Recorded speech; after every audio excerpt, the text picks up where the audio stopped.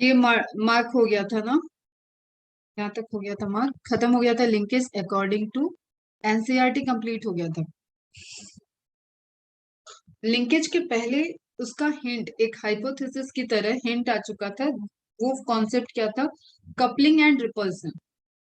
ठीक है, पास पास है तो कपलिंग शो करेंगे, रिपल्सन मतलब दूर दूर रहना पसंद कर रहे हैं। इस तरीके का आप देखोगे कि डोमिनेंट डोमिनेंट पैरेंटल कॉम्बिनेशन और रिकॉम्बिनेंट के बीच में अपन फाइंड आउट करेंगे। ओके, साइंटिस्ट वही अपने पुराने वाले बैट्सन जी और पुनेट जी हैं, 1906। While working with sweet pea, भूलना बिल्कुल भी नहीं है, लेथाइरस ओडोरेथस, ध्यान रख लो। जीनस कैपिटल एल, ठीक है, स्पीसीज स्मॉल लेटर। लेथाइरस ओडोरेटस पे किया है इन्होंने, न कि पाइसम सेटाइबम पे किया है। तो ये एक क्वेश्चन है। Discovered that two pairs of allele did not assort independently, लेकिन लिंकेज नहीं कहा इन्होंने इसको। They made a dihybrid cross of dominant blue coloured flower having long pollen grain. Dominant blue colour हो गया, पॉलन ग्रेन का size लंबा है, बड़ा पॉलन ग्रेन। ओके, तो दो कैरेक्टर हो गया, डाइहाइब्रिड क्रॉस हो गया।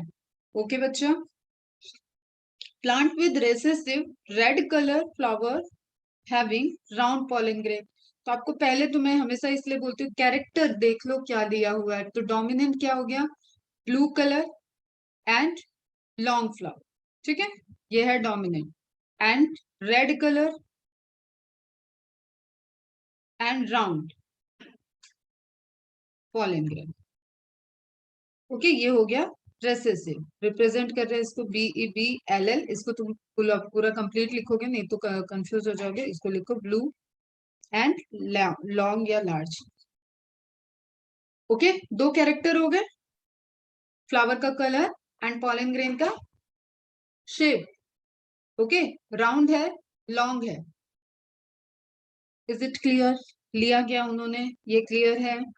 फ्लावर है, रिप्रोडक्टिव स्ट्रक्चर है, रिप्रोडक्टिव स्ट्रक्चर में एंड्रोशियम की रिंग होगी, गायनोशियम की रिंग होगी। ओके, उसी रिंग में उन्होंने ले लिया आपके कैरेक्टर को। एक पूरा पेटल का कलर हो गया कोरोला वाला, दूसरा क्या हो गया? पॉलन ग्रेन, मतलब एंड्रोशियम रिंग से related. The F1 offspring were blue flowered having long pollen grain। कौन सा कैरेक्टर आ रहा है? ब्लू फ्लावर यहाँ आ गया, लॉन्ग यहाँ है। ठीक है, क्या आ रहा है? पेंडल का डाइहाइब्रिड क्रॉस ही आ रहा है। Okay, BBLL।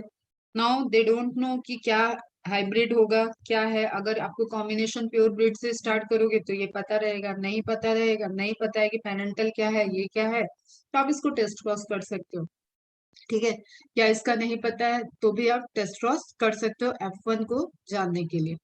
तो सिंपल पुराना ही है अपना रूल, दो जीन दो कैरेक्टर, दो जीन दो कैरेक्टर। ठीक है, चार एलिल, चार एलिल फॉर दो कैरेक्टर। ठीक है, 4 allele for two character, 4 allele for two character. Okay, now rule number 1, formation of gamete B B के साथ नहीं जाएगा, एल एल के साथ नहीं जाएगा। Type of gamete only one. Okay, small b के साथ नहीं जाएगा, स्मॉल एल के साथ नहीं आएगा। Type of gamete only one. Number of gamete, type of gamete homozygous pair है, नो हेट्रोजाइगस। तो सिर्फ सिर्फ क्या बना आपको? एक। क्रॉसिंग कराया आपने, मतलब हाइब्रिड बनाया, सेल्फिंग नहीं, हाइब्रिड बनाया।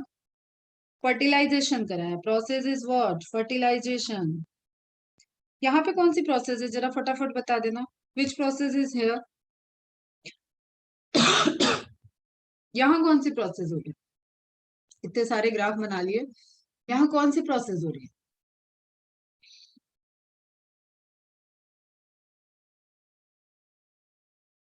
Reply fast, gamete formation, process is process step. चलो ऑप्शन दे देते हैं, फर्टिलाइजेशन, माइटोसिस, मियोसिस। अब बता दो। Meiosis, meiosis, meiosis. ठीक है बेटा, क्लियर है सबको? मियोसिस हो रहा है। दिस इज गैमेट, ये गैमेट है, गैमेट के फ्यूजन से ये स्ट्रक्चर क्या होगा? What is b? The process is fertilisation. Here again यहाँ पे भी मियोसिस होगा। ओके, ये भी गैमेट है, ये 2n है। अभी हम न्यूमेरिकल पे आने वाले हैं नेक्स्ट क्लास से, तो आप समझना कि किस तरीके से पैटर्न क्रॉस हो रहा है, तब तो आप प्लॉइडी वगैरह निकाल पाओगे। Zygote, very good, very good.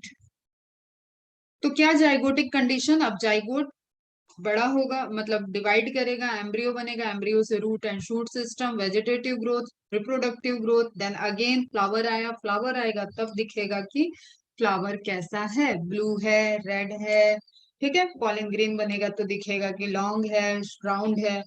तो हमें कैरेक्टर दिखा F1 जनरेशन में ब्लू एंड लॉन्ग, कोई दिक्कत नहीं है, ये हमारा पहले से भी चल रहा है। नाउ मोनो डाइहाइब्रिड क्रॉस में अगर आपको टेस्ट क्रॉस करना है तो आप इसी की क्रॉसिंग इससे करो, रेसेसिव पेरेंट से, इतना सबको याद है। और उसका रेशियो क्या आएगा? 1:1:1:1:1।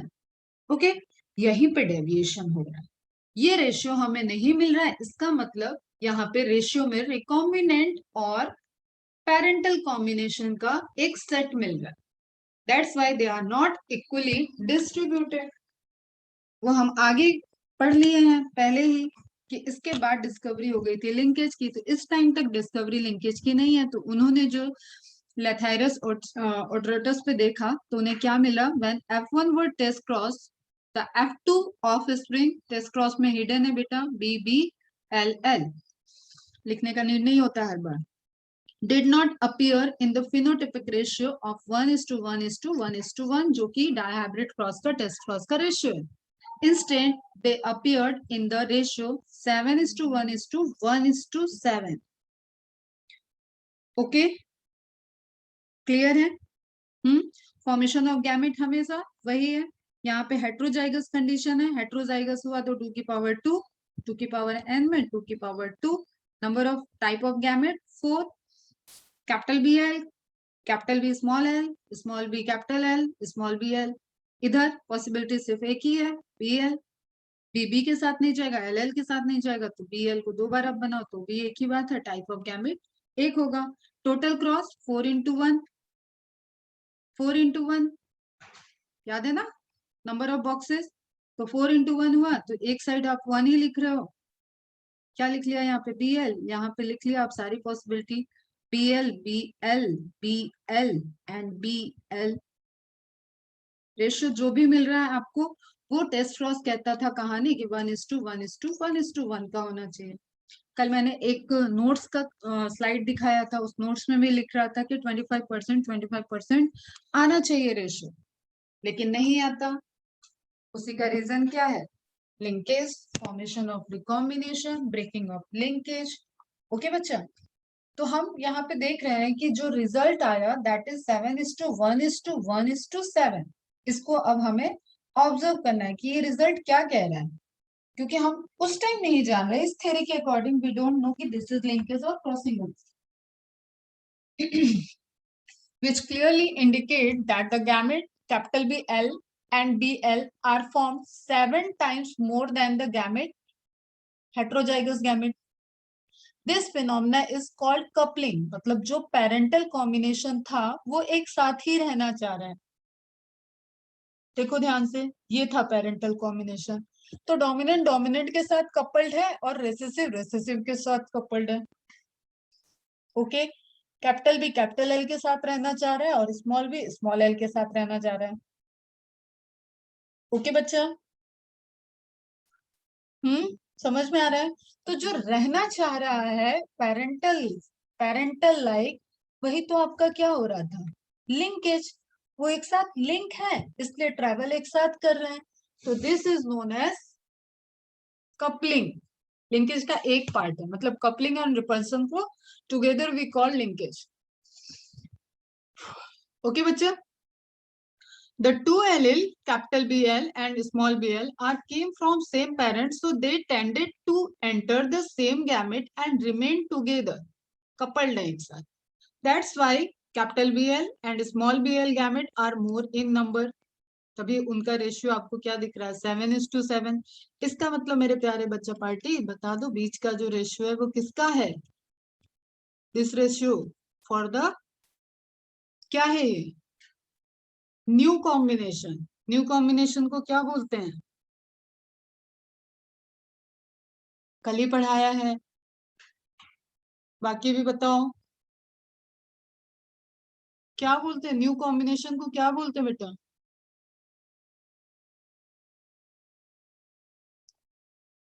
Ayush, Fariya, Alam, Kashmira, Ketaki, Ninaj, Suyash, new combination is known as, समझ में नहीं आ रहा है क्या तुम लोग। अलम बेटा, फरिया बेटा, सभी बेटा बेटा बताओ। रिकॉम्बिनेंट बेटा, रिकॉम्बिनेंट, नए कॉम्बिनेशन रिकम्बाइन हुए हैं, यही तो चल रहा था कल। तो आपको पेरेंटल परसेंटेज ज्यादा दिख रहा है, रिकॉम्बिनेंट कम दिख रहा है, यही कह रहा है ये रेशियो। ओके, तो यहाँ पे नेक्स्ट लाइन में देख लो लिखा है capital B and small b capital L are new combination because parental, parental तो ये था, रेसेसिव रेसेसिव के साथ था, डोमिनेंट डोमिनेंट के साथ था। तो नया कॉम्बिनेशन आपको मिल रहा है कि कैपिटल B स्मॉल l के साथ है और स्मॉल b कैपिटल L के साथ जा रहा है, तो दिस इज रिकॉम्बिनेंट। ओके, चलो अब ये हो गया कपलिंग। अभी रिपल्शन को डिस्कवर करना है। रिपल्सन को देखने के लिए हम चलो ढूंढते हैं कुछ और। व्हेन द ब्लू राउंड, एक कैरेक्टर डोमिनेंट, एक कैरेक्टर रेसेसिव, ध्यान से सुनना, ठीक है। Blue round parental combination is blue round, one is dominant one is recessive. Okay, again meiosis gamete formation, possibility of gamete BL, BB के साथ नहीं जाएगा, LL के साथ नहीं जाएगा, नो हेट्रोजाइगस, तो possibility is only one, BBLL। यहाँ पे भी एक डोमिनेंट एक रेसेसिव BL। ओके, ये हो गया F0, ये हो गया F1। F1 में क्या मिला हमें, capital B small b, capital B small b, कोई दिक्कत नहीं है, कैपिटल L स्मॉल l। ध्यान से देखना यहाँ क्या गेम होने वाला है, यहां तक समझ में आ गया। है बेटा,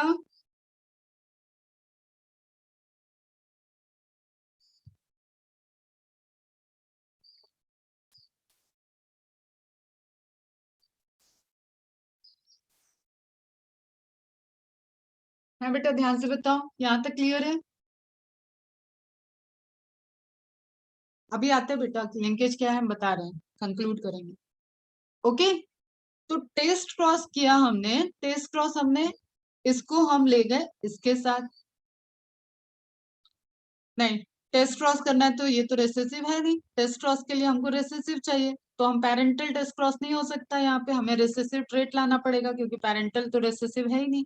तो BBLL के साथ यहाँ पे टेस्ट क्रॉस किया। ओके बच्चा, नाउ व्हाट, अब क्या हुआ देखो, रेशियो बदल गया, 1177।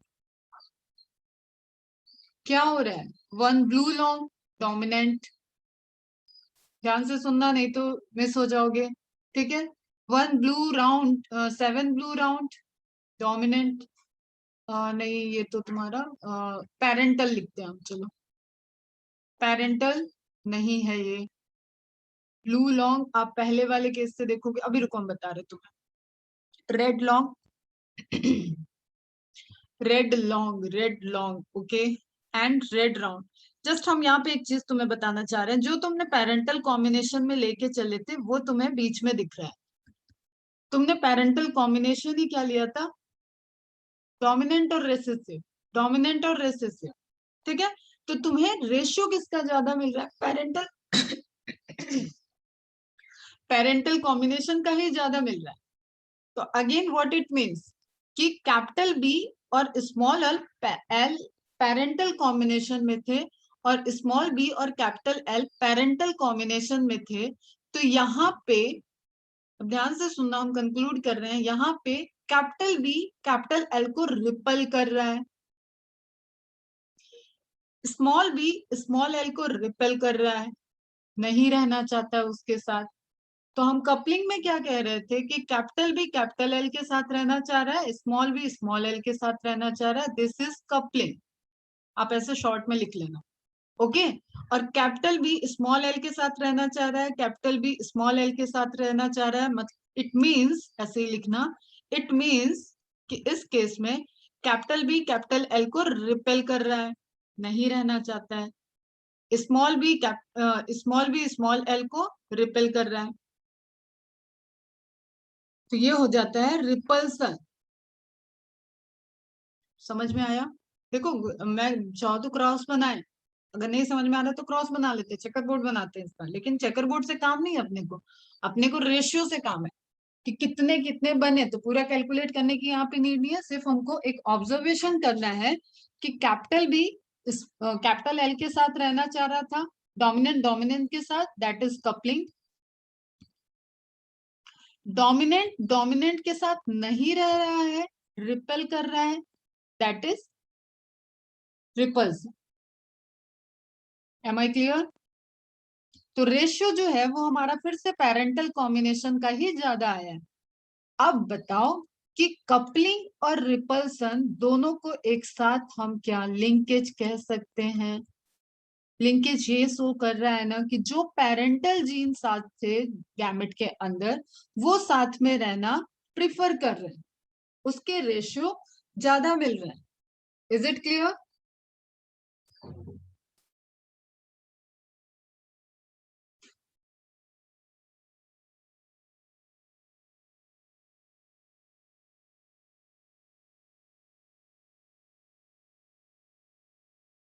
किसको किसको आ गया समझ में? ये हुआ क्यों? क्योंकि आपका पेरेंटल कॉम्बिनेशन यहाँ पे कौन डोमिनेंट और रेसेसिव का था, ओके। और टेस्ट क्रॉस वाली गलती मत करना, टेस्ट क्रॉस हमेशा रेसेसिव से होती है। तो रेशियो दोनों ही केस में हम देखें, कपलिंग और रिपल्सन के केस में 7:1:1:1:7, ठीक है, ये था कपलिंग। एंड रिपल्सन में क्या मिला हमें? 1:7:7:1, okay. Is it clear? Both the parental combination is higher side. They are deviated from, they didn't follow Mendel ratio 1:1:1:1:1. इसको फॉलो नहीं किया इन्होंने। इसका मतलब कुछ तो था जो इनको जोड़े हुए रखा था, जोड़े हुए रखा था, वही तो है, जीन दोनों आपस में जुड़े हुए हैं, इसलिए पेरेंटल कॉम्बिनेशन ज्यादा आ रहा है, रिकॉम्बिनेंट का रेशियो कम आ रहा है। तो हम कंक्लूड कर रहे हैं अब, अगर नहीं समझ में आया अभी तक तो अब ध्यान से सुनना, फिर भी देखते हैं। हाँ, तो वो आगे जाके कपलिंग मतलब जुड़ा हुआ, तो उसी फिनोमिना को कह दिया लिंकेज, ओके। तो उसको प्रूफ करना, यहाँ पे कपलिंग के, यहाँ पे लिंकेज की बात नहीं हुई थी, लिंकेज की डिस्कवरी के पहले है, ओके, इसलिए कंफ्यूज नहीं हो।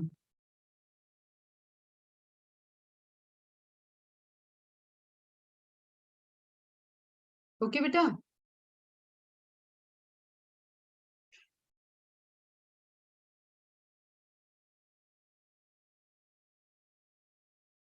ओके।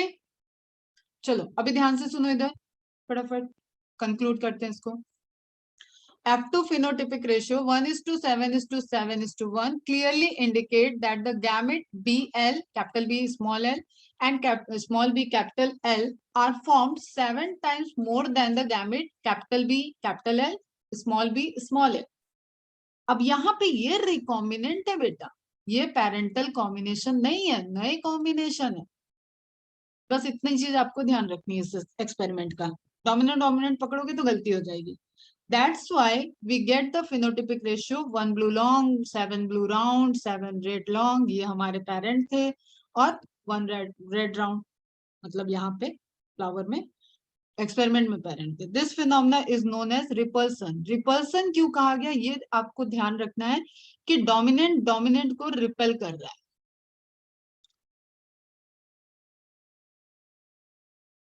ओके, रेसेसिव रेसेसिव को रिपेल कर रहा है और कुछ नहीं है, वो एक साथ नहीं रहना चाहते, इसलिए कम कॉम्बिनेशंस रिपोर्टेड है।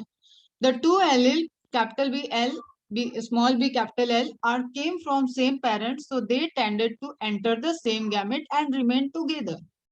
सिंपल, एक लाइन में कंक्लूड। नाउ लिंकेज से रिलेट कर लेते हैं, बोथ कपलिंग एंड रिपल्सन, क्योंकि हमने तो उसी को ट्रैवल कराया जो एक साथ लिंक्ड थे और अगली पीढ़ी में जाने के लिए गैमेट में एक साथ साथ जा रहे थे और जाइगोट में फिर ट्रांसफर हो गए। तो बोथ कपलिंग, चाहे आप उसको रेसेसिव वाले ट्रेंड को ले लो या डोमिनेंट वाले ट्रेंड को ले लो, जो कपलिंग और रिपल्सन थ्योरी कह रही है वो कंक्लूड ये करती है कि जो भी जीन एक साथ थे, चाहे आपने रेसेसिव पेरेंट लिया था या डोमिनेंट पेरेंट लिया था, वो एक साथ रहना प्रिफर करते हैं, उनके रेशियो ज्यादा मिलते हैं। तो both coupling and repulsion jointly constitute a larger phenomena called linkage. This is very important statement, note down कर लेना बेटा।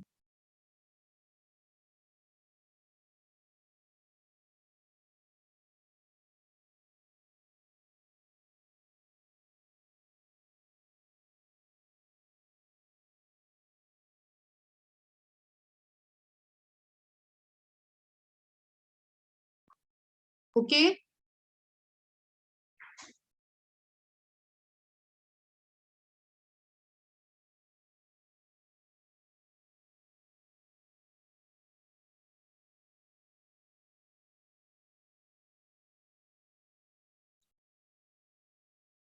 क्लियर, सबको समझ में आ गया? कोई क्वेरी? आकाश, लेट ज्वाइन की तुम्हें समझ में आया?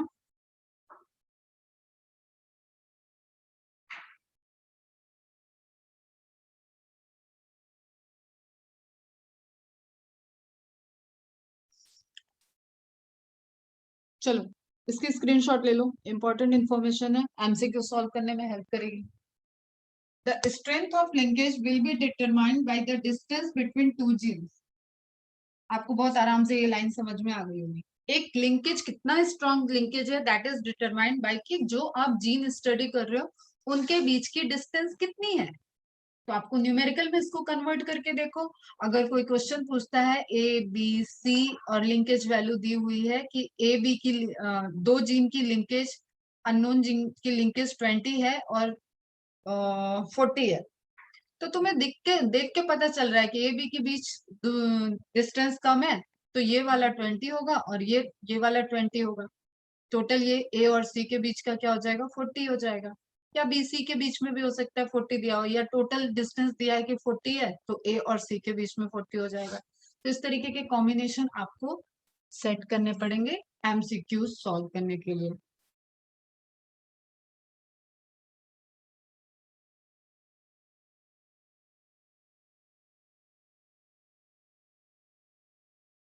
Okay, the greater this distance lower will be the linkage strength. कल ही हमने देखा था linkage is indirectly proportional to distance,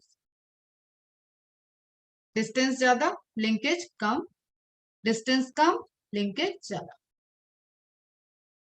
okay बच्चा, linkage is broken down due to the phenomena of crossing over. Linkage कब टूटेगी, जब उनके बीच में दो जीन के बीच में क्रॉसिंग ओवर हो जाए तो लिंकेज टूट जाएगी। अब इतना पढ़ाने के बाद ये सारे स्टेटमेंट एकदम क्लियर होने चाहिए। मैक्सिमम लिंकेज कितनी हो सकती है, 100%। मतलब टोटल क्रोमोसोम के सारे लिंक जीन आपस में लिंक है और कोई क्रॉसिंग ओवर नहीं हुआ, तो this is 100% linkage. Am I clear with that? Maximum crossing over, minimum linkage कितनी हो सकती है, 50%। 50% से लिंकेज कम नहीं होती, ये पॉइंट ध्यान रखना। ओके, अभी कैसे वो मैं बताती हूँ। मैक्सिमम क्रॉसिंग ओवर 50%, 50% के ऊपर क्रॉसिंग ओवर नहीं होता, ये भी ध्यान में रखना। मिनिमम क्रॉसिंग ओवर 0%, जैसे अभी मैंने बोला 100% लिंकेज है तो मिनिमम क्रॉसिंग ओवर चलेगा। इस केस में क्रॉसिंग ओवर की वैल्यू क्या रहेगी बेटा? 0%। इतनी चीज हो गई, नोट डाउन। इसको क्लियर करते हैं, कुछ एग्जांपल्स लेते हैं, क्लियर करते हैं।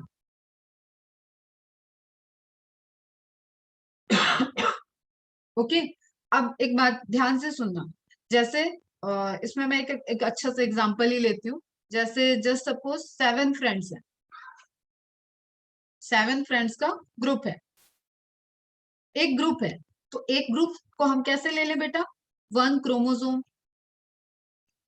नंबर ऑफ जीन बताओ फटाफट, number of gene, number of gene, tell me fast. इस एग्जांपल में नंबर ऑफ जीन कितने हो गए?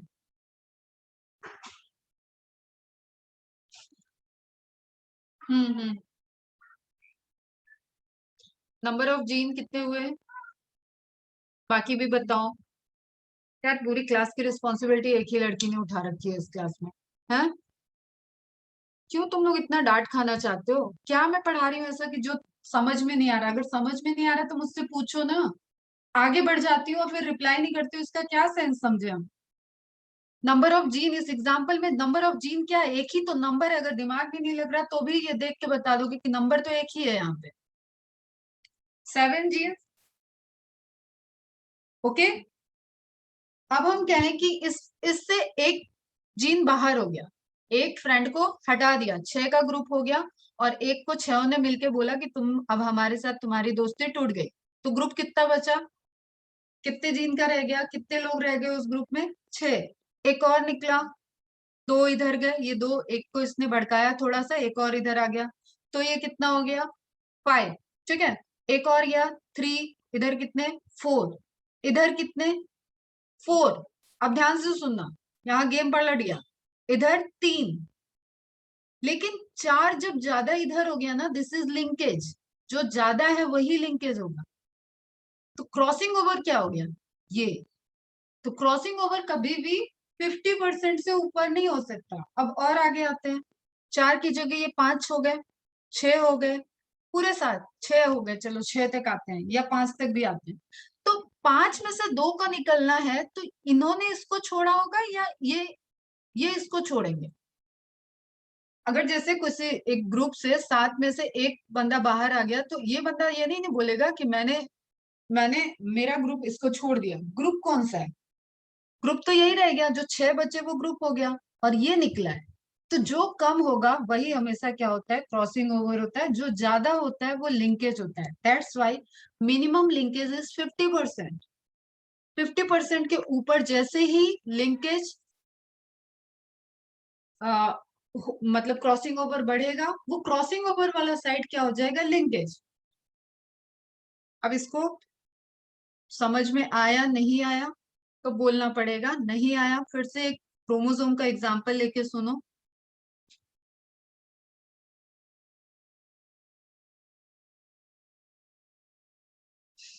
जीन 1 2 3 4 5 6 7, फिर से 7 ही आ रहा है, 8। 8 जीन है यहाँ पे। ओके, अब ध्यान से देखना जरा। अगर ये 1 जीन के पास क्रॉसिंग ओवर हुआ तो 1 क्रॉसिंग ओवर में चला गया, रिमेनिंग रह गए 7। ठीक है, यहां हुआ तो 2, रिमेनिंग रह गए 6। यहां हुआ 3, रिमेनिंग रह जाएंगे 5। ओके, चलो इधर लिख रही हूं मैं, 1 2 3 4। यहां हुआ तो ऊपर कितने हैं? 4, नीचे हो जाएंगे 4। अब ये इक्वल नंबर ले लिया था मैंने, 7 लेती तो हाफ करना पड़ता। इक्वल नंबर ले लिया, मतलब 4 इधर 4 इधर। तो यहाँ कंडीशन फुलफिल हो रही है। Maximum crossing over 50%। दोनों अपने मैक्स क्रॉसिंग ओवर अपने मैक्स पे है, एंड लिंकेज अपने मिनिमम पे है। क्रॉसिंग ओवर अपने मैक्सिमम पे है, लिंकेज अपने मिनिमम पे है। ध्यान से सुनना एकदम। और कोई डिस्टरबेंस है ना आसपास तो हटा दो, थोड़ी देर रूम को बंद कर लो। कुछ पढ़ा रही हूँ, बहुत इंपॉर्टेंट चीज। तो क्रॉसिंग ओवर भी अपने मैक्सिमम पे है, एंड लिंकेज अपने मिनिमम पे है। जैसे ही आपने यहाँ पे कट लगाया ना, तो ये हो गया क्रॉसिंग ओवर। और ये हो गया लिंकेज। अभी ये बात समझ में आई क्या? ईमानदारी से बोलो। तो जो भी बड़ा फ्रेगमेंट है वो जुड़ा हुआ है आपस में। अब ये जुड़े हुए हैं, यहाँ पे आओ, ये ये क्रॉसिंग ओवर, ये लिंकेज। तो मैक्सिमम क्रॉसिंग ओवर कितनी? 50%। Am I clear with that? Minimum linkage कितना? 50%। इसलिए एग्जांपल लिया 50-50% वाला। मैक्सिमम लिंकेज कितना? 100%, क्योंकि हमने बोला है क्रोमोसोम के सारे लिंक भले कितने डिस्टेंस पे हैं, लेकिन सभी लिंक सिंटेनिक लिंक होते हैं, सिंटेनिक जीन होते हैं, और उनका जो कनेक्शन है दैट इज लिंकेज। तो किसी भी स्पीसीज का हैप्लॉइड नंबर ऑफ क्रोमोसोम उसके पर्टिकुलर इंडिविजुअल के लिए होता है linkage, number of linkage group, number of linkage group for an individual. ठीक है, जैसे मेरे अंदर नंबर ऑफ लिंकेज ग्रुप कितने हैं? 23। But if I am talking about the full population, तो there is male and female. तो number of linkage group in a population it becomes 23+1। Male वाले को भी ले आना है अपने को, 22 कॉमन रहेगा, तो 22 प्लस मेल प्लस फीमेल, मतलब फीमेल प्लस मेल। अब जरा ईमानदारी से बताओ किसको किसको समझ में आया, किसको नहीं आया? श्रावणी, एलम, मनाली, क्लियर है? क्लियर है, वेरी गुड। ठीक है, इस पे न्यूमेरिकल सॉल्व करना है, इसलिए पहले ये कॉन्सेप्ट एकदम क्लियर होना चाहिए और ये कंडीशन एकदम क्लियर होनी चाहिए कि वाई लिंकेज इज मिनिमम 50%। इससे मिनिमम होते ही वो दूसरा फ्रेगमेंट लिंकेज हो जाएगा और छोटा वाला फ्रेगमेंट क्रॉसिंग ओवर हो जाएगा। ओके, चलो आगे बढ़ते हैं। लिंकेज ग्रुप की बात करें, अभी जो मैंने बता दिया वही है linkage group. A chromosome carries numerous genes. एक क्रोमोसोम पे कई सारे जीन्स हो सकते हैं। All these genes together constitutes a linkage group. Number of linkage group, number of linkage group is haploid number of chromosome. Okay, haploid number of chromosome for particular species. तो आपको human में कितना दिख रहा है? इंडिविजुअल में 23, population में human लिखा है, आप यहाँ पे आगे लिखो, अपनी प्यारी से नोट्स बनाओ। पॉपुलेशन एंड इट इज, कल भी बताया था आज फिर बता रही हूँ, 22+1+1। ये 1 क्या है? x, ये 1 क्या है? y, total 24। तब आपके होगा पॉपुलेशन का लिंकेज ग्रुप। ओके, अब ये बाइसेक्सुअल है तो ये 7 ही चलेगा, आइसोम सेटाइवा, कोई दिक्कत नहीं है। इसका मेल और फीमेल हमको मतलब ही नहीं, अलग नहीं करना है। ड्रोसोफिला में मेल फीमेल होता है। अभी आप हैप्लॉइड लिखो 4 एंड देन मेज 10। ये सब हैप्लॉइड स्टेज हैं बेटा, लिख लो ऐसे n। बैक्टीरिया में 1 क्यों लिखा हुआ है? बैक्टीरिया में क्रोमोसोम होते हैं क्या? नहीं होते हैं, डबल स्टैंडर्ड सर्कुलर डीएनए होता है। तो एक डीएनए के थ्रेड को आप एक ही लोगे। बोलो हाँ या ना, कुछ समझ में आ रहा है? एक तो ऑनलाइन पढ़ाओ, दूसरा जेनेटिक्स पढ़ाओ, तीसरा रिप्लाई नहीं करते हो। हंसी मैं ही लगा लूंगी। हाँ, आ गया, चलो आगे बढ़ते हैं। लिंकेज वैल्यू, ये सब स्क्रीनशॉट ले लो और आज इसी पे टाइम देना ताकि न्यूमेरिकल के लिए कल प्रिपेयर रहो।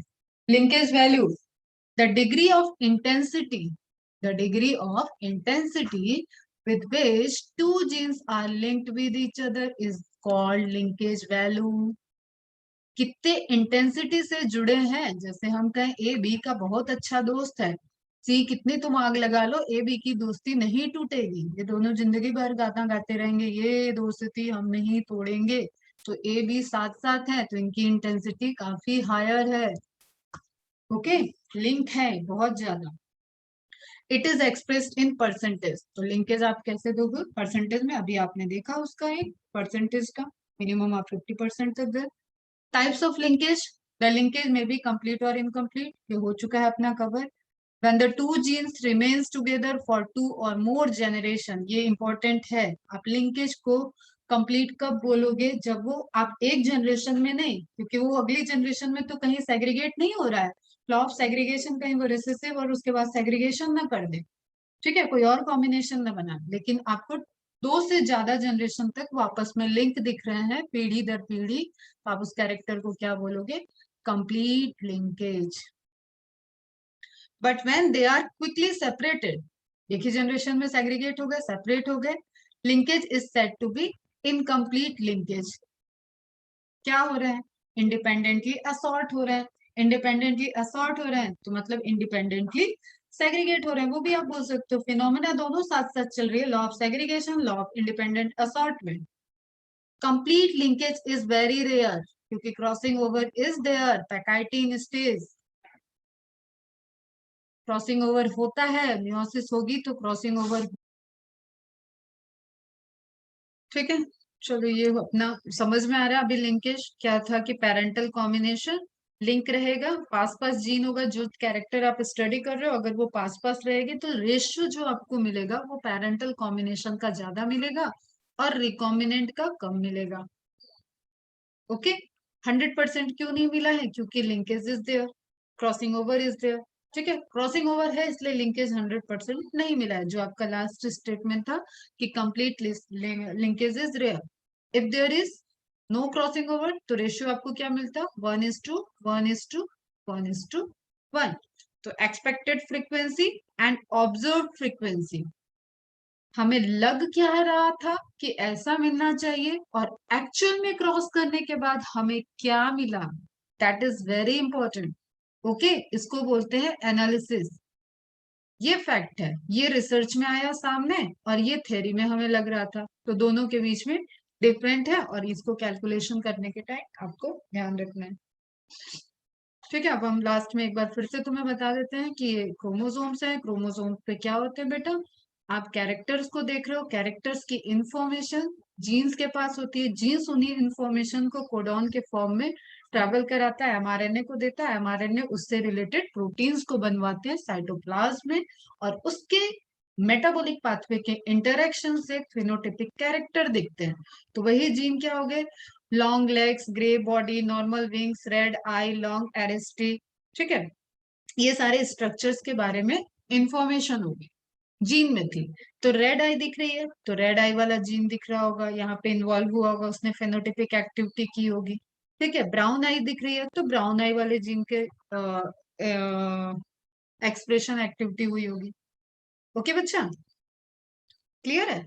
और हमेशा एक चीज ध्यान में रखो, जो वाइल्ड टाइप है वो पहले एग्जिस्ट करता है, करता था, धरती पे पहले आया था, उसमें जब डेविएशन हुआ, उसमें जब जब म्यूटेशन हुआ तो कोई ना कोई रेसेसिव कैरेक्टर अर्थ पे आ गया उस पर्टिकुलर स्पीसीज का। This is wild and dominant and recessive and mutant, एक दोनों का रिलेशनशिप होता है। क्यों? क्योंकि क्यों इसको रिलेट कर रखना है? क्योंकि अब अपना अगला टॉपिक सेक्स डिटर्मिनेशन के बाद आएगा म्यूटेशन। ओके बच्चा, क्लियर है? तो अब छोटा सा टॉपिक है, इसको हम बिल्कुल एनसीईआरटी से ही लेने जा रहे हैं, सेक्स डिटर्मिनेशन। काफी चीज आपको ऑलरेडी पता है, बस जो एग्जाम्पल लिए गए हैं उतना आप ध्यान रखो, खत्म है फिर ये टॉपिक।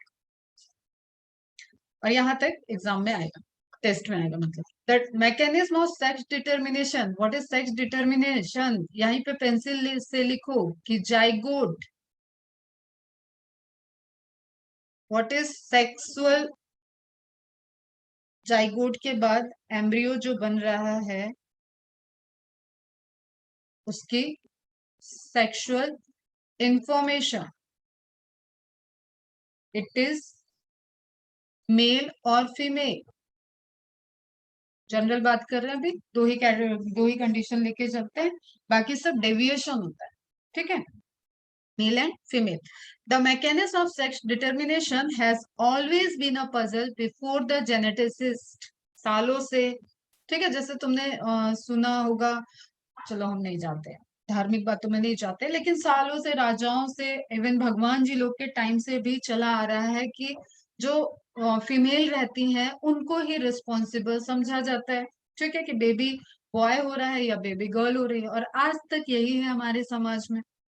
इवन प्रूफ हो चुका है, जेनेटिसिस्ट आ गए हैं, तो ये क्या कहने की बात कह रहा है कि ये पजल था तब तक जब तक जेनेटिसिस्ट ने ये डिस्कवरी नहीं कर दी, लेकिन स्टिल डिस्कवरी के बाद भी बहुत लोग हैं जो अभी भी ये मानते हैं।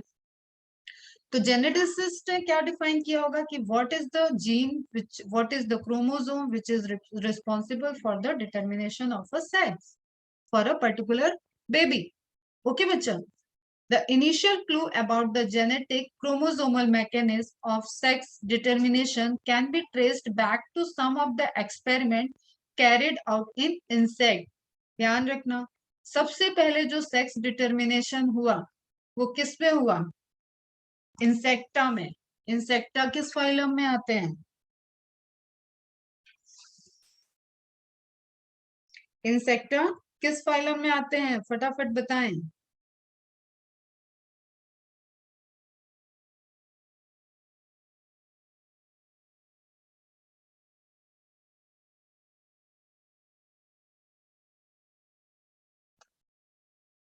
इंसेक्टा क्या है? Class, very good. Arthropoda, very good. ठीक है, तो पहला जो एनालिसिस हुआ वो ऑब्वियसली आपने जब हायरार्की पढ़ी एनिमल किंगडम में तो आप देख रहे थे कि जो सबसे ज्यादा आपका सर्वाइवल, सबसे ज्यादा नंबर ऑफ स्पीसीज है वो आपने किसको दिया था? ऑर्थ्रोपोडा को दिया था। और सीक्वेंस ऑफ एवोल्यूशन में भी इंसेक्टा पहले से हैं। जब मैंने आपको कॉकरोच में एंट्री कराई थी, कॉकरोच के बारे में पढ़ाया था, मैंने कुछ टर्म बताए थे और वहां पे बताया हुआ था कि जुरासिक एरा में, डायनासोर के पहले एरा में, वहां पे उस वक्त भी कॉकरोच अवेलेबल थे। ओके बेटा, तो पहले जो स्टडी हुई सेक्स डिटरमिनेशन की, that is on the insect. This is question, MCQ है। In fact, the cytological observation made in a number of insects led to the development of the concept of genetic chromosomal basis of sex determination। किससे? Cytological observation। Cytological observation, what is cytology? Cyto में cell, logos में study, cells की study जिसमें structural study की गई cell की, उस branch को बोलते हैं साइटोलॉजी। बहुत बेसिक लेक्चर में पढ़ाया हुआ चीज है। तो साइटोलॉजिकल ऑब्जर्वेशन मतलब सेल के अंदर का ऑब्जर्वेशन। ठीक है, डीएनए क्रोमोसोम का ऑब्जर्वेशन चल रहा है तो न्यूक्लियस के अंदर का, इंसेक्ट है तो ऑब्वियसली यूकैरियोट होगा, न्यूक्लियस होगा, न्यूक्लियस के अंदर डीएनए होंगे, डीएनए कंडेंस्ड होंगे तो क्रोमोसोम बन जाएगा। ये सब सीक्वेंस हमेशा ध्यान में रहना चाहिए, इसमें कोई नया नया साइंस नहीं आ रहा है। कुछ महीने में पेपर देने वाले और ये छोटी छोटी सी बातों में उलझे रहते हो। तो न्यूक्लियस, न्यूक्लियस के अंदर डीएनए, डीएनए कंडेंस्ड होगा तो क्रोमोसोम बनेगा। ठीक है, तो साइटोलॉजिकल ऑब्जर्वेशन जब माइक्रोस्कोपिक डेवलपमेंट वगैरह हो गया और वो डिसाइड करने लगे कि इंसेक्ट के सेल की वो स्टडी कर रहे हैं, तो उनको क्या मिल रहा है कि उनको क्या मिल रहा है कि उससे उनको रिवील हुआ कि क्रोमोसोम पे ही बेसिस है सेक्स का डिटर्मिनेशन। ठीक है, ऐसा कुछ नहीं है कि साइटोप्लाज्म जैसे वेपर थ्योरी और कई सारी चीजें, ह्यूमनकुलस आपने उस टाइम सुना था मुझसे, तो उस तरीके की चीज नहीं है। यहाँ पे क्या है कि क्रोमोसोम पे डिपेंडेंट है कि सेक्स का क्या अपियरेंस होगा, मेल होगा या फीमेल होगा। अब तुम ईयर को नोटिस करना, ईयर तुम्हारा जा रहा है पीछे, बैटसन के पहले, क्रोमोसोमल डिस्कवरी के time. Okay, Henking scientist, very very important, NCERT चल रही है बेटा, मार्क करते चलो। 1891 could trace a specific nuclear structure all through spermatogenesis। ये क्वेश्चन है, ये पैराग्राफ क्वेश्चन है। ओके, फर्स्ट में जो आपका दिया हुआ था कि इंसेक्ट पे क्या एक्सपेरिमेंट किया गया वो भी क्वेश्चन है। तो हैंकिंग क्वेश्चन है, हैंकिंग तो डायरेक्ट आपके साइंटिस्ट का ही नाम आ गया। Okay, portray trace a specific nuclear structure all through spermatogenesis। spermatogenesis processes formation of sperm। लिखना ही रही हो, तुम्हें पेंसिल से लिखना हो तो लिख लेना। in a few insect, and it was also observed by him that 50% of the sperm received this structure after spermatogenesis। Sperm के अंदर 50% स्ट्रक्चर को वो ऑब्जर्व कर रहे थे कि 50% स्पर्म में उन्हें एक कोई स्पेशल स्ट्रक्चर दिख रहा है, एक स्पेसिफिक न्यूक्लियर स्ट्रक्चर दिख रहा है, उसको वो ऑब्जर्व कर रहे थे। Okay, where as the 50% sperm did not receive it. 50% में ऐसा कुछ भी नहीं आ रहा था। कोई दिक्कत है?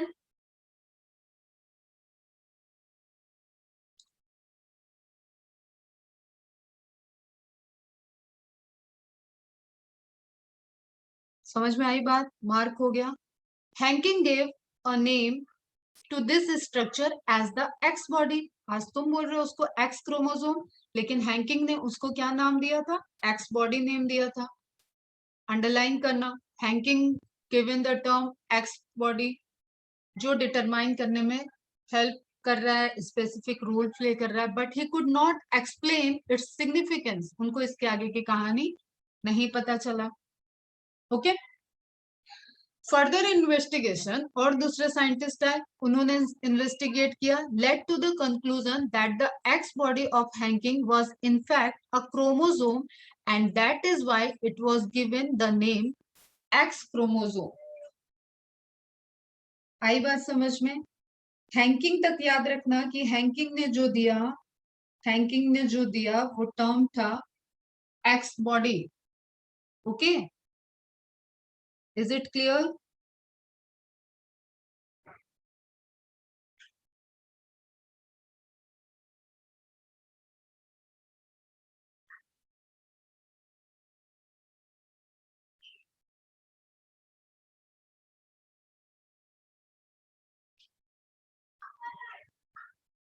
It was also observed that in a large number of insects, the mechanism of sex determination is of the XO type.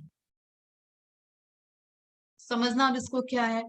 अभी हम ग्राफ मतलब क्रॉस बताते हैं तो आपको बहुत अच्छे से क्लियर हो जाएगा, बस इसको जीरो समझ लेना। ठीक है, एक्सओ टाइप मतलब जैसे आप O positive O blood group में देख रहे थे ना कि सरफेस पे कोई रिसेप्टर नहीं है, तो आप इसको क्या बोल रहे थे? ओ। उसी तरीके से पेयर में कोई एक्स क्रोमोसोम के साथ एक्स नहीं है, एक्स के साथ वाई नहीं है, तो उसको आप क्या बोल रहे हो? ओ। तो यहाँ कॉम्बिनेशन क्या हो रहा है कि या तो एक्स एक्स बनेगा या तो एक्स ओ बनेगा। तो ये पहला आपको कॉम्बिनेशन दिख रहा है जो इंसेक्ट में आया, और एक्स ओ वाला हमेशा क्या होगा? मेल होगा। आते आगे पढ़ते theory. That is, all X bear an additional X chromosome besides the other chromosome. Okay? Female all egg, egg की बात करेंगे तो हमेशा एक एडिशनल क्रोमोसोम रहेगा, क्योंकि इसमें आप पॉसिबिलिटी देखोगे। ठीक है, एक ऑटोसोम्स तो नंबर ऑफ ऑटोसोम कॉमन चलेंगे। आप यही तो देख रहे हो, आपके 22 ह्यूमन के केस में 22 प्लस एक्स आएगा एक गैमेट में, 22 प्लस एक्स दूसरे गैमेट में हो सकता है। अगर ये फीमेल गैमेट होता तो इससे दो गैमेट बनेंगे, 22 plus X, 22 plus X. Male होता तो 22 प्लस एक्स, 22 प्लस वाई, ये पॉसिबिलिटी रहेगी। समझ रहे हो बेटा? इस तरीके के चार बनेंगे इसको। अभी जस्ट आप देखो कि क्या है इनके पीछे की इंफॉर्मेशन, क्या ऑटोसोम वाला कांस्टेंट रहेगा। On the other hand, some of the sperms bear the X chromosomes, whereas some do not. कुछ स्पर्म ऐसे मिल रहे हैं जिसमें एक्स क्रोमोसोम है और कुछ में नहीं है, तो जो नहीं है वो हो जाते हैं एक्सओ टाइप के, जो हैं वो हो जाएंगे एक्स एक्स टाइप के। तो ये पहला आपको जो सिस्टम मिल रहा है that is the X zero system या XO system. XO is more accurate. 22 is common autosome and one is X, one is 0, कुछ नहीं है वहां पे, तो O हो गया। ओके बच्चा, तो उनको जो पॉपुलेशन मिल रहा था वो 50%। अब यहाँ देखो, यहाँ चांसेस क्या है, इसके गैमेट क्या बनेंगे? या तो एक्स या तो एक्स, या तो ये आ रहा है तो आते ही यहाँ पे क्या हो जाएगा? X x. तो 50% मेल कैसे मिल रहे हैं? एक्स एक्स टाइप के, और 50% कैसे मिले? एक्स ओ टाइप के। Is it clear? समझ में आया? Eggs fertilized by sperm having an X chromosomes become female. अब देखो चलो ये वाली चीज यहाँ पे नहीं रखो, ये वाली चीज यहाँ नहीं रहेगी, इसको अभी X0 ही तुम रखो। अब X0 जब आप हम एज अ जाइगोट ले रहे हैं, मेल का जाइगोट है, मेल के क्रोमोसोम नंबर है, उससे गैमेट बनेंगे, तो एक में X जाएगा एक में 0 जाएगा। ठीक है बेटा? तो जब मेल गैमेट बनाएगा तो X और 0 टाइप का बनाएगा। ओके, अब फीमेल के पास से क्या आ रहा है? एक्स एक्स, तो एक्स की पॉसिबिलिटी इस एक्स से कंबाइन करने की है, और एक्स की पॉसिबिलिटी इस एक्स से भी इस ओ से मतलब नील से भी कंबाइन करने की है। तो जब नील से कंबाइन कर रहा है तो क्या कह रहा है कि वहां पे एक्स 0 क्रोमोसोम्स बनेगा, सिर्फ एक्स क्रोमोसोम रहेगा, तो वहां पे क्या रहेगा बेटा, मेल हो जाएगा। ठीक है। Egg fertilize by the sperm, तो स्पर्म ऐसे तुम लोग ऐसे कर लो यार, छोटा सा एक स्पर्म बनाओ और यहाँ पे लिखो एक्स, और यहाँ पे तो एग एक्स है ही, तो एक्स और एक्स जब मिल रहा है तो क्या मिल रहा है आपको, फीमेल। तो ऐसे लिख लो सिंपल, एक्स एंड एक्स, तो आपका क्या बना, एक्स एक्स, ये वाला एक्स आया मेल से, ये वाला एक्स आया एग से, एग स्पर्म जाइगोट, तो जाइगोट का सेक्स क्या हो गया, फीमेल। अभी समझ में आ रहा है क्या, बोलो जरा।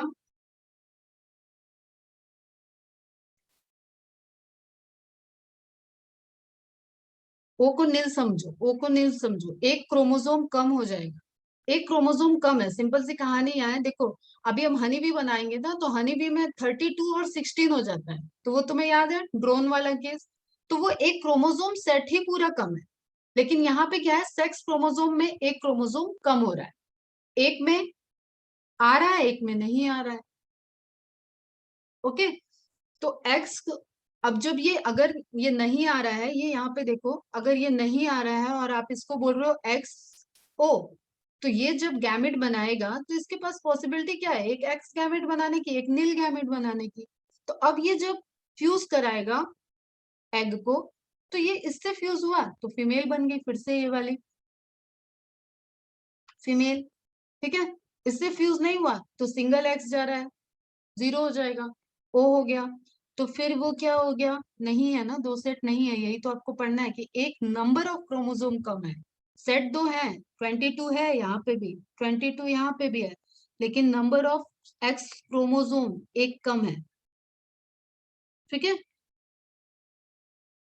यही पढ़ना है आपको यहाँ पे। बट ऐसे कैसे दो सेट चाहिए ना, तो दो सेट आ रहे हैं ना बेटा, गैमेट में तो एक सेट रहेगा ना, गैमेट में एक सेट रहेगा, गैमेट जब फ्यूज किया, अब ये एक्स जीरो कॉम्बिनेशन हो गया, तो एक्स जीरो कॉम्बिनेशन क्या शो करेगा, ये डेवलप होगा आगे जाइगोट, तो ये मेल बनेगा।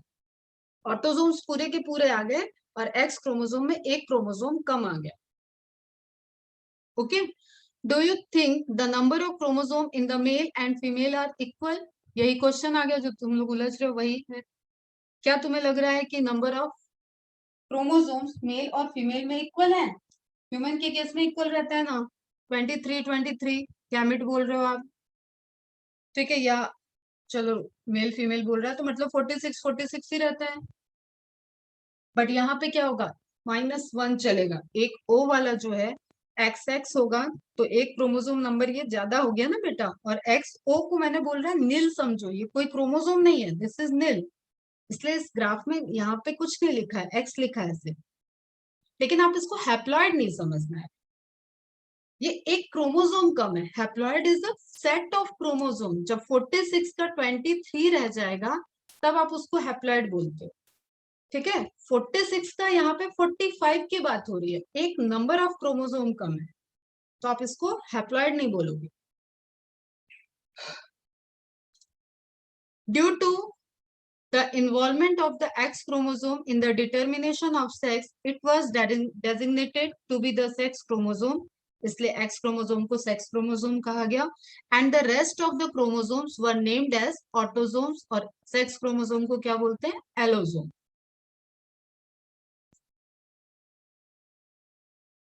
ओके, क्लियर है। अभी हम बताते हैं, रुक जाओ अभी, थोड़ा सा थामो, किस चीज का दो सेट बोल रहे हो बताओ। चलो ये थ्योरी कंप्लीट करते पहले।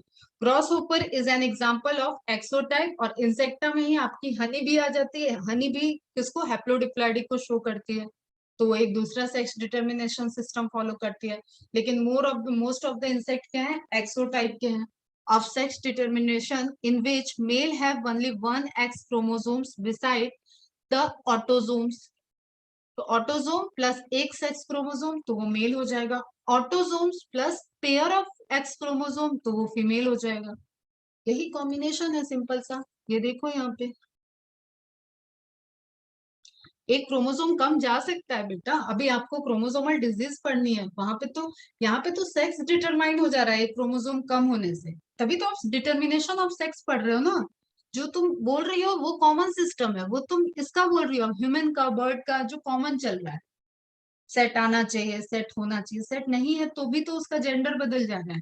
तो that is first primitive sex determination system reported in insect. Is it clear? अब यहाँ तुम्हें दिख रहा है 22 ऑटोसोम्स हैं प्लस 2 सेक्स क्रोमोसोम आ गए।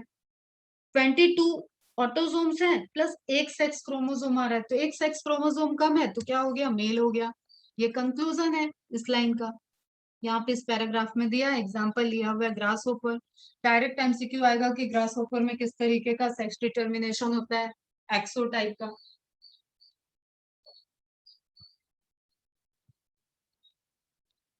अभी क्लियर है?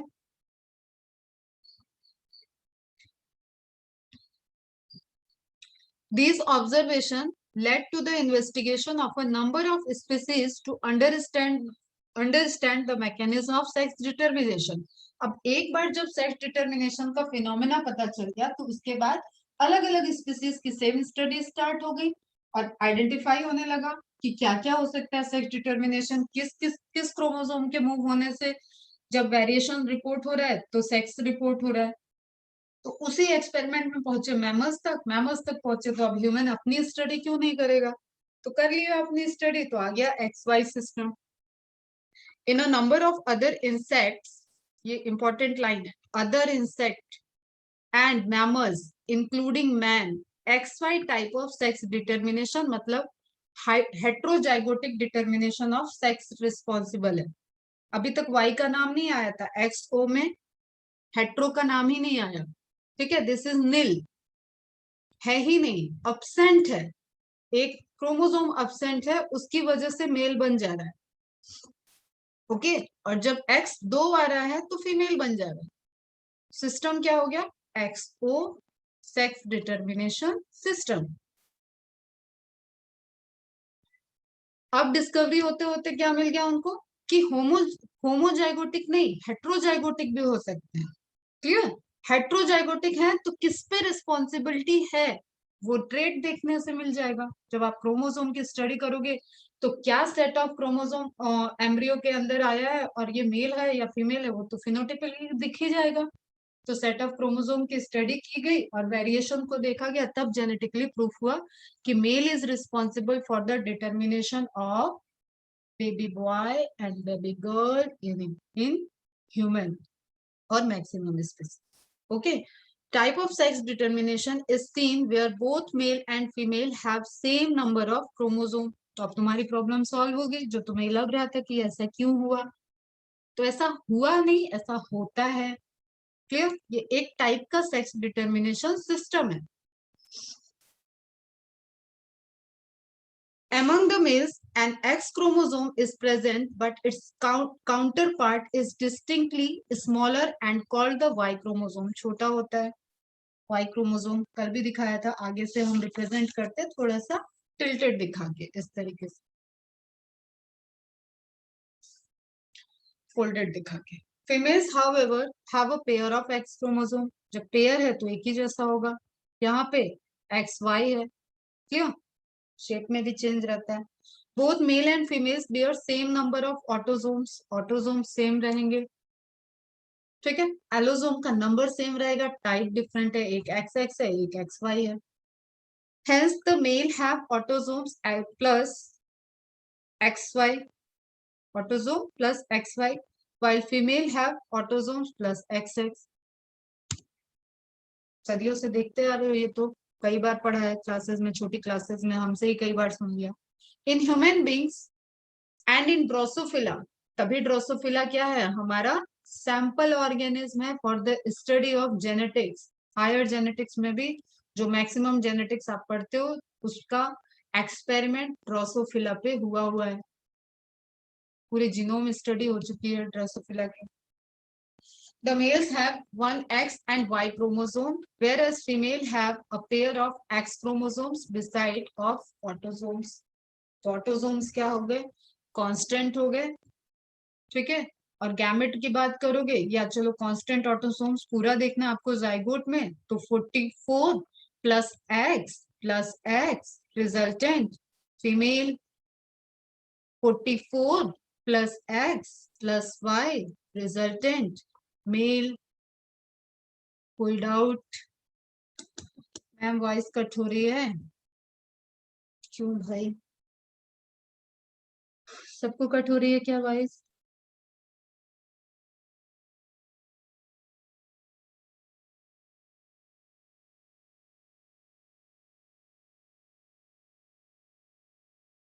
नेट स्लो आ रहा है, नेट की स्पीड स्लो चल रही है।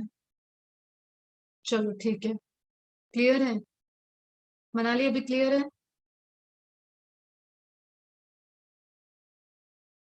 आवाज आ रही है सही से? चलो गुड। देखो मनाली, बाकी सब तो सही आ रहा है सबको। अगर तुमको अभी भी प्रॉब्लम लग रहा है तो कुछ नेटवर्क इधर उधर घूमो जरा। In the above description, you have studied about, अच्छा ठीक है चलो सुनो, about two types of sex determining mechanism, that is one is XO type and another one is XY type. But in both cases, अब ध्यान से सुनो, in both cases males produces two different types of gamete. Male के ही पास power आई कि दो different type के gamete बना सकता है। देखो फीमेल तो दोनों ही केस में अभी जो देख रहे हैं अपन एक्स एक्स ही है, तो फीमेल कितना भी बनाएगा गैमेट तो एक्स ही बनेगा, कुछ नया तो आएगा नहीं इसमें। लेकिन मेल एक्स ओ होगा तो एक्स टाइप का एक मिल जाएगा, ठीक है। एक्स वाई होगा तो एक एक्स एक वाई। आई बस समझ में, यही लिखा हुआ है। एदर विद और विदाउट एक्स क्रोमोसोम, तो ये हो गया आपका विदाउट एक्स क्रोमोसोम जाएगा, जिसमें नहीं जा रहा है तो एक क्रोमोसोम कम हो जाएगा, तो विदाउट एक्स क्रोमोसोम। और some gametes with X chromosome and some gamete with Y chromosome, underline करो। तो एक हो गया एक्सओ सिस्टम, दूसरा हो गया X Y system. Such type of sex determination mechanism is designated to be the example of male heterogamety. Direct question है, male heterogamety is reported or shown by the WIS system. तुम लोग जो उसमें आते हो एक्स वाई सिस्टम करके चले आते हो, एक्स जीरो को भूल जाते हो, इसको भी ध्यान में रखना है। अगर दोनों आ रहे हैं तो बोथ जाएगा, एनसीईआरटी में लिखा हुआ है, फिर भी गलत करते हैं बच्चे। ओके, अब ये ह्यूमन का है बेटा, पूरा सेट ऑफ क्रोमोसोम है, कैरियोटाइप है। तो बाकी सारे क्या दिख रहे हैं आपको? 22 तक क्या है? ऑटोसोम्स है। एक्स और वाई सेक्स क्रोमोसोम है, और ये एक्स वाई एक साथ दिख रहा है, तो ये किसका है? पूरा मेल का है। ठीक है बच्चा, कोई शक नहीं होना चाहिए। डिटर्मिनेशन कैसे हो रहा है? X X X Y gamete क्या बन सकते हैं? ओवम और स्पर्म, स्पर्मेटोजेनेसिस, oogenesis, गैमेट का type X and X, gamete का टाइप एक्स और वाई। एक्स एक्स के साथ फ्यूज करेगा तो फीमेल, एक्स एक्स के साथ फ्यूज फीमेल। ये एक्स वाई के साथ फ्यूज किया मेल, ये एक्स इस वाई के साथ फ्यूज किया मेल। तो यू कैन सी हियर कि 50% प्रोबेबिलिटी मेल के होने की है, 50% प्रोबेबिलिटी फीमेल के होने की है। तो भाई कहाँ से कोई लेडीज इसके लिए रिस्पॉन्सिबल हो गई कि उसके पेट में बच्चा है तो वो लड़का होगा या लड़की होगा, उसके बेसिस पे उसको समाज जज करने बैठ जाए? ओके, ये डिटर्मिनेशन किससे हो रहा है? ये डिटर्मिनेशन इस क्रोमोसोम से हो रहा है। गैमेट स्पर्म या तो एक्स होगा या तो वाई होगा, तो स्पर्म कौन सा फ्यूज किया? वाई वाला या एक्स वाला?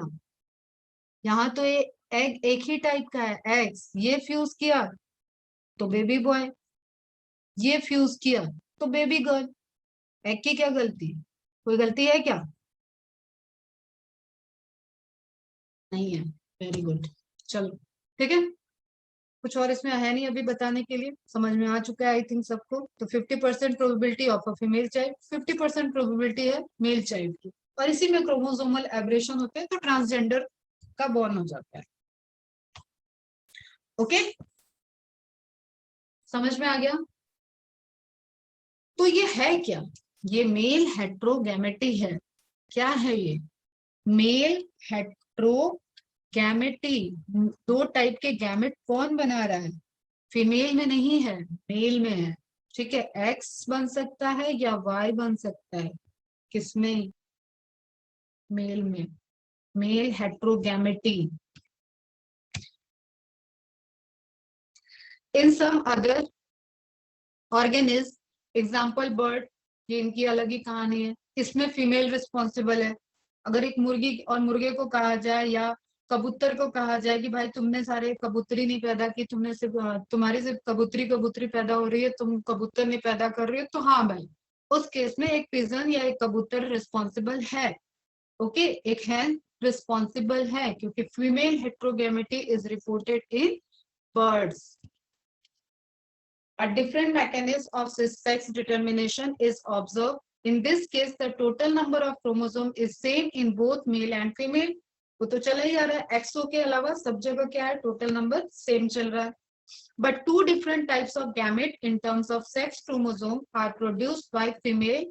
That's why it is female heterogamety. Example, birds किससे डिनोट करते हैं? एक्स वाई नहीं लेते हैं, यहाँ पे जेड और डब्ल्यू लेते हैं. In order to have a distinction with the mechanism of sex determination described earlier, जिसमें male responsible था, यहाँ पे female responsible है. The two different sex chromosomes of a female bird has been designated to be Z and W chromosome. Heterozygote, तो अब हेट्रोगैमेटी हो गया, तो दो तरीके के गैमेट इससे बन सकते हैं, या तो जेड बनेंगे या तो डब्ल्यू बनेंगे. अभी तक क्या बन रहा था? फीमेल गैमेट एक ही टाइप का बन रहा था, एक्स ही बनेगा. In this organism, the female have one Z and one W chromosome, whereas male have a pair of Z chromosome. तो यहाँ पे सेक्स डिटर्मिनेशन सिस्टम आपका कैसे कैसे हुआ बेटा? जेड जेड है तो मेल है, जेड डब्ल्यू है तो फीमेल है. ओके, फीमेल के गैमेट जेड और डब्ल्यू, जेड डब्ल्यू जेड के साथ कंबाइन किया तो फिर से क्या बना? ये मेल बन जाएगा. डब्ल्यू के साथ कंबाइन किया तो फिर से क्या बन जाएगा? फीमेल बन जाएगा. प्रोबेबिलिटी अगेन वही है 50-50%. लेकिन रिस्पॉन्सिबिलिटी किस पे चली गई? मुर्गी के ऊपर. मारो मुर्गी को फिर. मैम आवाज सही नहीं आ रही है, कुछ बोल रहे हो समझ में नहीं आ रहा है, क्या बोलूं मैं? अभी भी नहीं आ रही है? छोड़ो फिर एंड कर देते हैं क्लास. अभी ठीक है तो कंक्लूजन सुन लो. सिंपल सी कहानी ये चल रही है बेटा कि एक था मेल हेट्रोगैमेटी, एक है फीमेल हेट्रोगैमेटी. मेल हेट्रोगैमेटी रिपोर्टेड हो गया मैमल्स के अंदर, अदर एनिमल्स के अंदर, जिसमें सेक्स डिटर्मिनेशन में मेल रिस्पॉन्सिबल है. क्योंकि वो दो तरीके का, hetero means two type, different type, homo means same. तो एक्स और वाई गैमेट बना रहा था, एक्स वाई से क्या कॉम्बिनेशन होगा वो डिफाइन कर रहा था कि फीमेल होगा या मेल होगा. ठीक है, ये हुआ तो बॉय, ये हुआ तो गर्ल. ये कहानी चल रही थी. अभी यही रिस्पॉन्सिबिलिटी किसके ऊपर आ गई है? बर्ड्स के केस में फीमेल के ऊपर आ गई. तो इसको हमने क्या बोला? फीमेल हेट्रोगैमेटी. सीक्वेंस क्या है? जेड और डब्ल्यू. एक्स वाई नहीं डिनोट करते हैं, इसको लेते हैं जेड और डब्ल्यू से. तो जब जेड जेड का कॉम्बिनेशन आएगा तो मेल बन रहा है, जेड डब्ल्यू का कॉम्बिनेशन आ रहा है तो फीमेल बन रही है. देख लेते हैं अब इसको. In these organisms, the female have one Z and one W chromosome, whereas male have a pair of Z chromosomes besides the autosomes. देखो, ठीक है बच्चा, autosomes and sex chromosome. Autosomes and sex chromosome. Autosomes को constant रख लेते हैं, sex chromosome में variation दिख रहा है. होमोगैमेटी किसमें है? होमोगैमेटी है मेल में. गैमेट एक ही तरीके के बनेंगे बेटा, दैट इज होमोगैमेटी. जेड ही टाइप का गैमेट बनेगा. ये हेट्रोगैमेटी है. फिर से आवाज डिस्टर्ब हो रही है क्या? इंटरनेट कनेक्शन अनस्टेबल आ रहा है मुझे. हेट्रोगैमेटी है तो दो तरीके के गैमेट बन रहे हैं, जेड और डब्ल्यू. अब जेड डब्ल्यू की पॉसिबिलिटी जेड से ही फ्यूजन की है, लेकिन रिस्पॉन्सिबिलिटी किसके ऊपर चली गई? फीमेल के ऊपर। तो female is heterogamy in case of birds. बीच में चली जा रही है, चलो देखते हैं। समझ में आ गया होगा आई थिंक, इसमें कोई ऐसा रॉकेट साइंस नहीं है। आप देख रहे हो सामने कि किस तरीके से क्रोमोसोम जा रहा है और कौन डिसाइड कर रहा है। तो जो डिसाइड कर रहा है वो सेक्स डिटर्मिनेशन के लिए रिस्पॉन्सिबल हो गया। तो बर्ड के केस में फीमेल रिस्पॉन्सिबल है, एनिमल्स और अदर मैमल्स के केस में मेल रिस्पॉन्सिबल हुआ। ओके, ठीक है। तो इसलिए मैंने बोला अगर कबूतर को दोष दिया जा रहा है, कबूतरी को, मतलब कि वो कबूतर बना रही है, कि कबूतर पैदा हो रहे हैं उसके एग से, तो वो दोष सही है, जो कि दुनिया में कोई देने नहीं जा रहा है। ठीक है। लेकिन अगर एक जीती जागती इंसान, एक औरत, उसको हमारा समाज रिस्पॉन्सिबल बनाता है, तो बीइंग अ साइंस स्टूडेंट आप अपने घर में अपने आगे पीछे बाएं दाएं कहीं पे भी देखें तो थोड़ा सा ज्ञान झाड़ दें। ठीक है। और बड़े हो जाना तो झाड़ना, अभी मत झाड़ना, तुम्हें ही झाड़ देंगे। देखो हक की बात हर जगह सही बात बोल लेनी चाहिए, थोड़ा रिस्पेक्ट से। चलो ठीक है। तो ये समझ में आया जेड जेड क्या होगा, फटाफट बताओ, ये मेल है या फीमेल? ए मेल या फीमेल? एम या एफ? सिंगल सिंगल एक लेटर टाइप करो बस। M, very good. ये एम, ये एफ, खत्म कहानी। 50%, 50%, तो प्रोबेबिलिटी तो 50% की है, लेकिन रिस्पॉन्सिबिलिटी बेचारी कबूतरी पे आ। Okay. Sex determination in human बता दिया मैंने, वही यहाँ लिखा हुआ है, आप खुद भी चाहोगे तो पढ़ लोगे, कोई दिक्कत नहीं है इसमें। नहीं तो हम अगली क्लास में यहाँ से कंटिन्यू करते हैं फिर। 50% the total sperm count. Okay, ये अपन देखेंगे। इसका स्क्रीनशॉट ले लो बेटा। ये फिर से आपको मियोसिस वाली चीजें रिकॉल करा देगा, स्पर्मेटोजेनेसिस और oogenesis को रिकॉल करा देगा।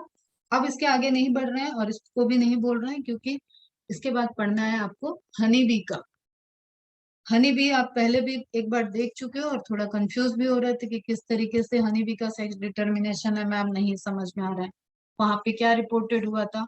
पार्थेनोजेनेसिस। इसका स्क्रीनशॉट ले लिया, इसको आज स्टडी करो। Very good. चलो ठीक है, एंड करते हैं लेक्चर। टेस्ट भी है, अच्छे से थोड़ा सा ब्रेक लो, टेस्ट दो, कल देखते हैं। बाय बेटा, बाय।